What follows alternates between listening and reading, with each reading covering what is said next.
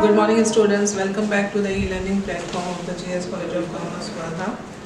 आज हम देखने वाले हैं बड़े पैमाने के उत्पादन की सीमाएं और diseconomies of large scale production. इससे पहले के वीडियो लेक्चर्स में हमने जो है बड़े पैमाने के उत्पादन की इकोनॉमीज, बचतें, आंतरिक बचतें तथा बाह्य बचतें, ठीक है, ये दोनों एस्पेक्ट्स देखे थे। आज हम देखने वाले हैं बड़े पैमाने के उत्पादन की सीमाएं। तो सबसे पहले है वित्त संबंधी कारण। बेसिकली देखो तो होता ये है कि जब हम बड़े पैमाने का उत्पादन करते हैं तो होता ये है अवेलेबिलिटी ऑफ जो बड़ा उद्योजक होता है, उत्पादक होता है, उसके पास जो है बार्गेनिंग पावर ज़्यादा होता है और बार्गेनिंग पावर का यूज़ कर वो rate of interest, come rate of interest पर जो है लोन अवेल कर सकता है और अवेल करता है। लेकिन हर वक्त, ठीक है, ये जो वित्त की रिक्वायरमेंट है वो हर वक्त जो है बहुत ज़्यादा होती है। बड़े पैमाने का उत्पादन करेंगे तो आपको वित्त की आवश्यकता भी अधिक होती है। तो ज़्यादा वित्त को अक्यूमुलेट करने में एक संस्था को प्रॉब्लम्स आते हैं, समस्याओं को फेस करना पड़ता है। दूसरा है उत्पादन के साधनों के मूल्य में वृद्धि। ठीक, देखिए जब बड़े पैमाने का उत्पादन हो रहा है, ठीक है, लार्ज स्केल पर उत्पादन हो रहा है, सभी मैक्सिमम इंडस्ट्रीज़ में जो है लार्ज स्केल पर उत्पादन हो रहा है, तो उसके फलस्वरूप होता ये है कि भाई जो उत्पादन के फैक्टर्स हैं, ठीक है, जैसे भूमि हो गई, लेबर हो गया, ठीक है, कच्चा माल हो गया, ये फैक्टर्स की जो डिमांड है वो बढ़ती है। और जब इन फैक्टर्स की डिमांड बढ़ती है तो as a result of that हमको ये देखने को मिलता है कि इनकी जो फैक्टर्स की जो मांग है वो बढ़ने की वजह से इनके मूल्यों में वृद्धि होती है। तो एक पर्टिकुलर लिमिट तक आपको वो चीज़ सस्ते में अवेलेबल हो जाएगी, लेकिन उसके बाद जब इसकी इन फैक्टर्स की डिमांड अधिक होंगी, इन फैक्टर्स की मांग अधिक होंगी, तो उसके कारण जो है इन फैक्टर्स के जो साधन के मूल्य हैं उन मूल्यों में वृद्धि होती है, ठीक है। और जब साधन के मूल्य में वृद्धि होंगी तो कॉस्ट ऑफ प्रोडक्शन जो है वो भी बढ़ेंगी, उत्पादन की जो व्यय है उसमें वृद्धि होगी। उसी प्रकार से बाजार संबंधी समस्याएं, लार्ज स्केल उत्पादन जो हो रहा है, बड़े स्तर पर उत्पादन हो रहा है, तो इतने बड़े स्तर पर उत्पादन को जो है लोगों तक पहुंचाने के लिए बड़े मार्केट की आवश्यकता होती है, ठीक है। और बड़ा मार्केट आवश्यकता होती है, ठीक है। आप जो है डोमेस्टिक मार्केट्स में तो वस्तु भेजेंगे, साथ ही साथ आपको इंटरनेशनल लेवल पर भी वस्तुओं को भेजने की आवश्यकता होती है। तो ये जो बड़े पैमाने का, जो बड़े स्तर का मार्केट है, बाज़ार जो है, बड़ा बाज़ार जो है, उसको कैप्चर करने में एक संस्था को दिक्कत होती है, क्योंकि इंटरनेशनल लेवल की जब हम बात करते हैं, अंतर्राष्ट्रीय स्तर की जब बात करते हैं, तो अंतर्राष्ट्रीय स्तर पर हम ये देखते हैं कि कंपटीशन अधिक होता है और कंपटीशन अधिक होने के कारण बाज़ार में वस्तुओं को बेचना एक फर्म के लिए थोड़ा सा दिक्कत वाला हो जाता है। उसी प्रकार से प्रबंध संबंधी समस्याएं होती हैं। प्रबंध संबंधी समस्या यही है कि एक व्यक्ति जो है कितने संस्थानों को, कितने लोगों को जो है लुक आफ्टर करेगा, ठीक है। और देखने में जो सुपरवाइज़र कॉस्ट होती है, सुपरवाइज़र का जो काम है वो देखने में बढ़ जाता है, ठीक है। लार्ज नंबर ऑफ लोग, पीपल को जब ऑब्जर्वेशन की बात होती है, मैनेज करने की बात होती है, तो वहाँ पर बहुत सारी समस्याएं उत्पन्न होती हैं, ठीक है। उसी प्रकार से वस्तुओं के मूल्यों में कमी आती है। लार्ज स्केल का उत्पादन हो रहा है, बाज़ार में आ रहा है, तो मांग से अधिक उत्पादन होता है। मांग से अधिक उत्पादन हो तो फिर क्या होगा? मांग से अधिक उत्पादन होने के कारण वस्तुओं के जो मूल्य है उसमें कमी आती है, ठीक है। तो वस्तुओं के मूल्य में जब कमी आएगी तो उस वक्त एक संस्था का जो लाभ की मार्जिन है, प्रॉफिट की जो मार्जिन है वो कम हो जाती है, ठीक है। तो वस्तुओं के मूल्य में कमी होती है। उसी प्रकार से व्यवसाय का स्वरूप, कुछ व्यवसाय ऐसे होते हैं जहाँ पर बड़े स्तर पर उत्पादन संभव नहीं होता है, ठीक है। वहाँ पर छोटे लेवल का जो उत्पादन है, छोटे स्तर का जो उत्पादन है वो ही पॉसिबल होता है। जैसा कि आप देख सकते हैं कारीगरी का वर्क जो होता है, बारीक कारीगरी है, तो वहाँ पर बारीक कारीगरी का जब काम हो रहा है तो वहाँ पर लार्ज स्केल में उत्पादन संभव नहीं है, क्योंकि लार्ज स्केल में जब उत्पादन करेंगे तो वो जो कारीगरी है उसमें कुछ भी अवेलेबिलिटी नहीं रहेगी, वो कारीगरी का जो काम है वो ख़त्म हो जाएगा। तो बेसिकली यही होता है कि जो ऐसा काम है जो कारीगरी वाला है, ठीक है, ऐसे काम होते हैं जैसा कि जिसमें ग्राहक जो एक्सपेक्टेशन करता है उसके हिसाब से आपको वस्तु प्रोवाइड करनी है, तो वहाँ पर लार्ज स्केल उत्पादन संभव नहीं है। तो ये कारीगरी के केस में होता है, ये टेलरिंग के केस में होता है, ठीक है। उसी प्रकार से आपका घर में जो मॉड्यूलर किचन की बात करते हैं, तो जो ग्राहक है उसकी एक्सपेक्टेशंस क्या है, उसी के अनुरूप जो है एक फर्म उसी प्रकार से उत्पादन करेंगे और उसी प्रकार से वो चीज़ उसको प्रोवाइड करेंगे। तो ये छोटे स्तर में संभव होता है, ये बड़े स्तर पर संभव नहीं होता। तो कुछ व्यवसाय ऐसे हैं, कुछ व्यवसाय के स्वरूप ऐसे हैं जहाँ पर लार्ज स्केल उत्पादन जो है वो संभव तो होता है, ऐसा नहीं है, लेकिन वो लार्ज स्केल उत्पादन जो है उस चीज़ को सूट नहीं करता है।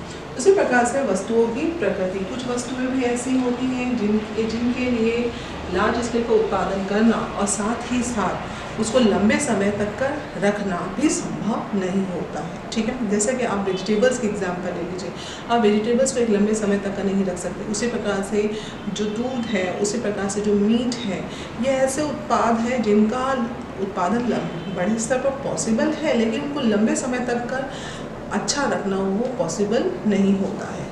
कोल्ड स्टोरेज की वजह से काफ़ी हद तक रख सकते हैं, लेकिन एक समय सीमा होती है, उस समय सीमा से ज़्यादा आप उनको कोल्ड स्टोरेज में भी ज़्यादा दिन तक नहीं रख पाते। तो ये है, कुछ वस्तुओं की प्रकृति ऐसी होती है जहाँ पर ये बड़े पैमाने का उत्पादन भी पॉसिबल नहीं है। उसी प्रकार से वैज्ञानिक प्रगति, जिस क्षेत्र में और जिस उद्योग में वैज्ञानिक प्रगति होती है, ठीक है, वही उद्योग जो है वो ज़्यादा बढ़ते हैं, क्योंकि जो वैज्ञानिक प्रगति है उसका इफ़ेक्ट हमको ये देखने को मिलता है कि मशीनरीज़ जो है वो बढ़ती है, उत्पादन बढ़ता है, ठीक है। तो मशीनरीज़, नई एडवांस्ड मशीनरीज़ जो है वो मार्केट में आती हैं। जब नई एडवांस्ड मशीनरीज़ मार्केट में आएंगी तो उसके फलस्वरूप हम ये देखते हैं कि उत्पादन की क्षमता भी बढ़ती है, उसी प्रकार से उत्पादन की जो कॉस्ट है, उत्पादन की जो व्यय है, उसमें भी क्या आती है, कमी आती है। तो जहाँ पर वैज्ञानिक प्रगति हो रही है, वहाँ पर हम जो है बड़े पैमाने के उत्पादन को देख सकते हैं, ठीक है। कहीं छोटे स्तर का जो उत्पादन है वहाँ पर ये इतना ज़्यादा उसको देखने को नहीं मिलता। हास्यमान प्रतिफल नियम का लागू होना, एक सीमा तक आप जो है बढ़ते हुए दर से उत्पादन पाएंगे, फिर कांस्टेंट दर से जो है आपको उत्पादन मिलेगा, लेकिन एक उत्पादन की लिमिट के बाद, एक सीमा के बाद जो है उत्पादन डिमिनिश होना शुरू होता है, उत्पादन में ह्रासमान नियम लागू होना शुरू हो जाता है। तो वहाँ पर भी जो बड़े पैमाने के उत्पादन की बात करें तो एक सीमा तक आपको उत्पादन जो है बढ़ते हुए दर से मिलेगा, लेकिन उसके बाद वो उत्पादन जो है घटना शुरू हो जाता है। तो जो ह्रासमान उत्पादन के जो नियम है उसके जो इफ़ेक्ट्स है वो एक बड़े फर्म पर भी लागू होती है, ठीक है, बड़े पैमाने के उत्पादन पर भी वो लागू होती है। तो ये सारी जो है सीमाएं हैं जो एक बड़े पैमाने पर उत्पादन में देखने को मिलती है। चलिए अब हम आ जाते हैं छोटे पैमाने पे उत्पादन पर। तो छोटे पैमाने के उत्पादन की जब हम बात करते हैं तो यहाँ पर क्या है, छोटे पैमाने के उत्पादन में जो है कैपिटल की जो पूंजी की जो बात करते हैं, कम पूंजी में इस बिजनेस व्यवसाय शुरू हो जाता है। साथ ही साथ जो वर्कर हैं, कारखाने में काम करने वाले जो वर्कर हैं, लेबर्स हैं, वो भी कम क्वांटिटी में लगते हैं। मशीनरीज़ जो है पुरानी या फिर छोटी मशीनरी से उत्पादन होता है। उसी प्रकार से जो है व्यवसाय का जो स्तर है, मतलब जो मार्केट है वो भी कम होता है, छोटा है, लिमिटेड होता है, लोकल स्तर पर वस्तुएं जो है बेची जाती हैं। अब ये जब हम छोटे पैमाने पर उत्पादन की बात करते हैं तो इसके क्या इकोनॉमीज़ हैं, ठीक है, इसकी क्या बेनिफिट्स हैं वो हम चलिए देख लेते हैं। पहला ये व्यक्तिगत निरीक्षण पॉसिबल है। व्यक्तिगत निरीक्षण छोटे पैमाने पर उत्पादन होने की वजह से व्यक्तिगत रूप से सुपरविजन पॉसिबल होता है। हर एक चीज़ को एक उत्पादक या फिर उसने यदि किसी मैनेजर को अपॉइंट किया, प्रबंधक को अपॉइंट किया है, तो वो जो है व्यक्तिगत रूप से निरीक्षण करता है। और व्यक्तिगत रूप से जब निरीक्षण होता है तो उत्पादन की जो क्वालिटी है वो भी इम्प्रूव होती है और बहुत सारे बेनिफिट्स उसके अवेलेबल होते हैं। उसी प्रकार से व्यक्तिगत स्वामित्व के लाभ, ठीक है, व्यक्तिगत स्वामित्व अगर जो छोटे पैमाने पर व्यवसाय हो रहा है, वो व्यक्ति जो है छोटे पैमाने पर व्यवसाय कर रहा है, उसी के द्वारा लगाया हुआ पूंजी है, वो सोल ट्रेडिंग कंसर्न की यदि हम बात करते हैं, एकल व्यापार की बात करते हैं या फिर आपका पार्टनरशिप फर्म की बात करते हैं, तो यहाँ पर जो है इनके जो लाभ है कि सारा प्रॉफिट एक फर्म का ही होता है, ठीक है, लॉस कम होता है, जो रिस्क है रिस्क एलिमेंट कम होता है, ये सारी चीज़ें जो है वो काफ़ी हद तक अवेलेबल होती है एक छोटे पैमाने के व्यवसाय में। उसी प्रकार से उपभोक्ता की रुचि के अनुसार उत्पादन होता है। उपभोक्ता की रुचि के अनुसार उत्पादन है, जो उपभोक्ता जिस प्रकार की वस्तु को एक्सपेक्ट कर रहा है वो इसमें पॉसिबल है। जैसे कि मैंने अभी आपको एग्जांपल दिया, टेलरिंग की बात हो गई है। उसी प्रकार से जो आपका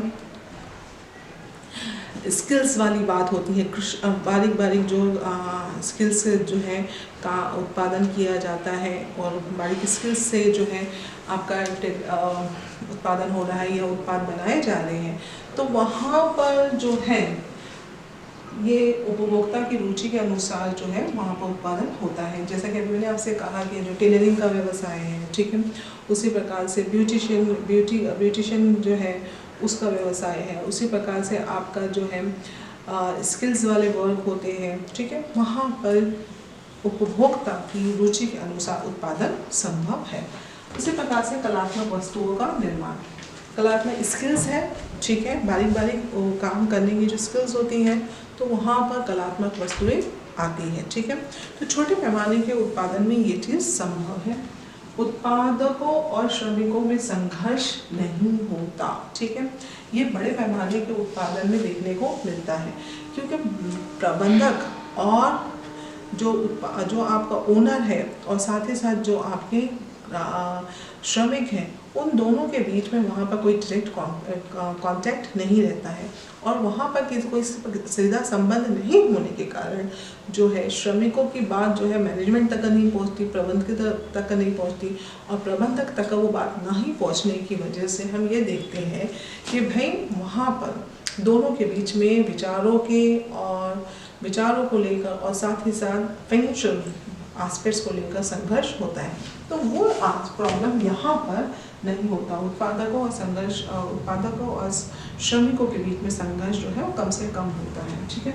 रोजगार में वृद्धि होती है। छोटे स्तर पर जब उत्पादन हो रहा है तो 1, 2, 3 जैसे छोटे स्तर पर उत्पादन की बात करें या फिर हम इसमें से अगर हम बात कर लेते हैं एसएसआई सेक्टर की, ठीक, गृह उद्योग की, तो ये गृह उद्योग जो है ये बेसिकली लेबर इंटेंसिव टेक्निक ज़्यादा यूज़ करते हैं उत्पादन में और लेबर इंटेंसिव टेक्निक का यूज़ करने की वजह से आप देखते हो कि यहाँ पर एम्प्लॉयमेंट जो रोज़गार है, रोज़गार की उपलब्धि काफ़ी होती है, ठीक है। हर एक व्यक्ति यदि छोटा व्यवसाय या गृह उद्योग भी स्टार्ट करे तो काफ़ी लोग जो है एम्प्लॉयड होते हैं। एक व्यवसाय, एक गृह उद्योग जो है अपने साथ कम से कम 10 लोगों को रोज़गार देता है, तो वहाँ पर रोज़गार में वृद्धि होती है। उसी प्रकार से मूल्यों में स्थिरता रहती है। अधिक रूप से अनुकूल है। उसी प्रकार से कम पूंजी में व्यवसाय स्टार्ट हो जाता है। ये सारे हो गए छोटे पैमाने पर उत्पादन के बेनिफिट्स, ठीक है। अब उसकी कुछ सीमाएं भी हैं, कुछ इसकी हानियां भी हैं। वो हानियां क्या है? अधिक उत्पादन व्यय, क्योंकि कम स्तर पर आप उत्पादन कर रहे हैं तो उत्पादन व्यय भी बढ़ती है, ठीक है। ये उत्पादन व्यय कहाँ पर कम रहती है? ये हमारी उत्पादन व्यय जो है बड़े पैमाने के उत्पादन में होती है, कम रहती है, लेकिन अधिक आपका उत्पादन व्यय यहाँ पर होती है छोटे पैमाने के उत्पादन में, क्योंकि आप बल्क में ज़्यादा क्वांटिटी में बहुत सारी चीज़ों को नहीं खरीद पाते, ठीक है। उसी प्रकार से आधुनिक यंत्रों का प्रयोग संभव नहीं होता। बड़ी बड़ी जो मशीनरीज होती है वो वहाँ पर यूज़ में नहीं आती, उपयोग में नहीं आती है। बड़ी मशीनरीज जब उपयोग में नहीं आ रही है तो उससे जो अच्छे उत्पाद का एक्सपेक्टेशंस होता है, क्वालिटी प्रोडक्ट की बात होती है, वो उसमें थोड़ा सा कम है। आप बहुत समय आप देखते हैं जो गृह उद्योग की बनी हुई वस्तुएं होती हैं, हम उसको एक मल्टीनेशनल कॉरपोरेशन MNC के द्वारा बनी हुई वस्तु की तुलना में हम उसको परचेज नहीं करना चाहते, क्योंकि हमारे को कहीं ना कहीं ये लगता है कि भाई इसमें वो क्वालिटी है, ये क्वालिटी कंट्रोल से गुजरी है, क्वालिटी कंट्रोल से गुजरी है, क्वालिटी चेक हुआ है या नहीं हुआ, रिसर्च और डेवलपमेंट इसमें है या RD हुआ है या नहीं हुआ, तो ये सारी बातें इसमें होती हैं। तो आधुनिक यंत्रों का प्रयोग संभव नहीं है। उसी प्रकार से प्रमाणीकरण का अभाव देखने को मिलता है। स्टैंडर्ड प्रोडक्ट नहीं होते हैं। अनुसंधान आदि संभव नहीं है। मैंने अभी आपसे कहा R&D नहीं होता, रिसर्च नहीं होता, क्योंकि